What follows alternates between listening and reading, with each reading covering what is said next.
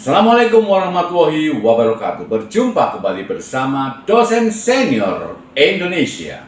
Saudara, hari ini saya akan berbagi tips, saya akan membahas materi dengan tema cara keren untuk membalas dendam.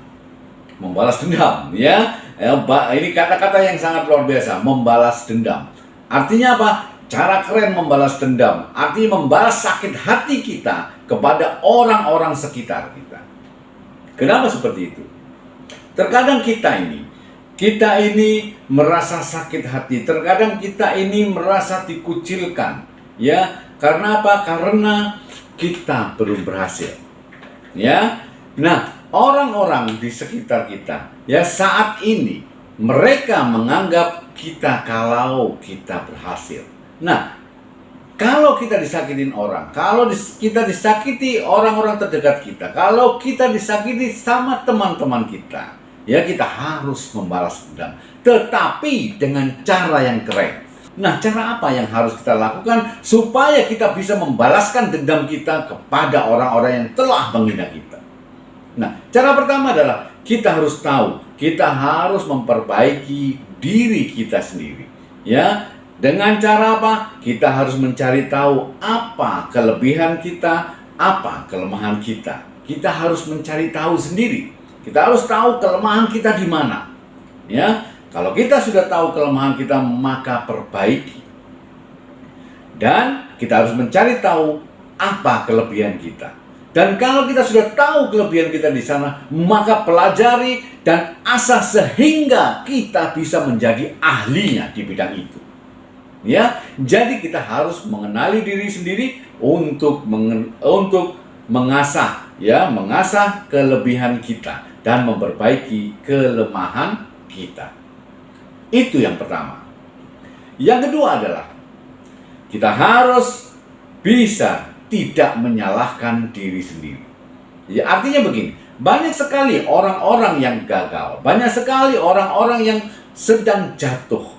Dia mengatakan dan dia menyalahkan dirinya sendiri. Misalnya pada saat dia gagal dalam membuat sebuah usaha. Kenapa ini kok gagal? Kenapa saya gagal? Kenapa ini terjadi kepada saya? Ya, dia selalu menanyakan kenapa, dan kenapa. Kenapa orang lain tidak mendukung saya? Kenapa usaha ini gak baik? Kenapa karyawan tidak mendukung? Kenapa saya seperti ini? Kenapa terjadi kepada saya? Kenapa? Ya, jadi jangan menyalahkan diri, jangan mengatakan kenapa, tetapi katakan bagaimana solusinya, bagaimana jalan keluarnya, bagaimana menyelesaikan permasalahan ini. Jangan mencari kenapa, tapi carilah bagaimana solusinya, bagaimana cara menyelesaikannya. Fokus kepada solusi, bukan fokus pada masalah kenapa terjadi. Ya, itu yang kedua. Yang ketiga, kita harus fokus dengan tujuan kita. Kita harus fokus dengan cita-cita kita. Kita harus fokus dengan apa yang sudah kita putuskan untuk dilaksanakan dan untuk kita raih. Ya, fokus ke satu titik sukses. Ya, bagaimana supaya kita bisa sukses? Maka kita harus bisa memilah apa yang harus kita lakukan. Ya, fokus. Jangan mau menjadi seorang pengusaha, kita pindah di bidang A, kemudian kita pindah di bidang B. Ada orang lain sukses, kita pindah di bidang C. Ya, orang lain sukses di bidang D, kita pindah juga di bidang D. Itu tidak fokus. Ya, kita fokus ke satu titik. Apa yang sudah kita canangkan, maka lakukan sampai berhasil. Sampai berhasil. Jangan berhenti. Ya. Dan yang keempat, kita harus belajar untuk meningkatkan kemampuan.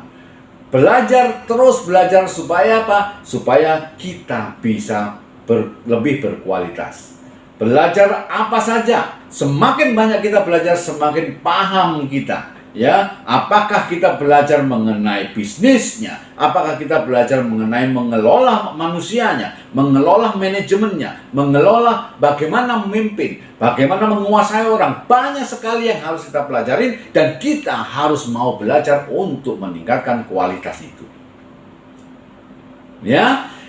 Dan yang terakhir, kalau kita sudah mencanangkan untuk berhasil di bidang A, maka teruslah berjuang, jangan pernah mundur.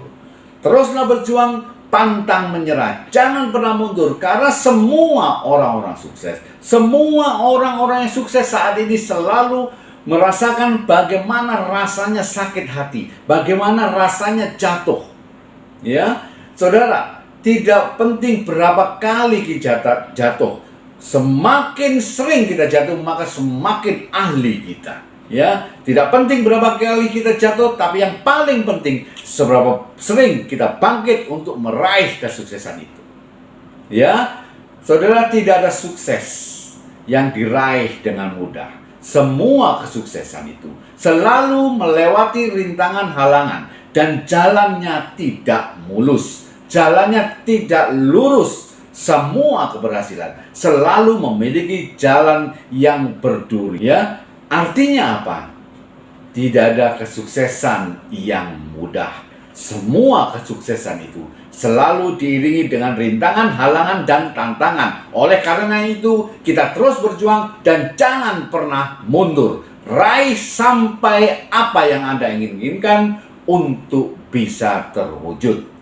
Buktikan kepada mereka, ya, buktikan kepada mereka yang telah menyakitin Anda, yang telah meremehkan Anda. Dengan apa? Dengan hasil bahwa Anda bisa berhasil, bahwa Anda bisa membahagiakan orang-orang tercinta Anda.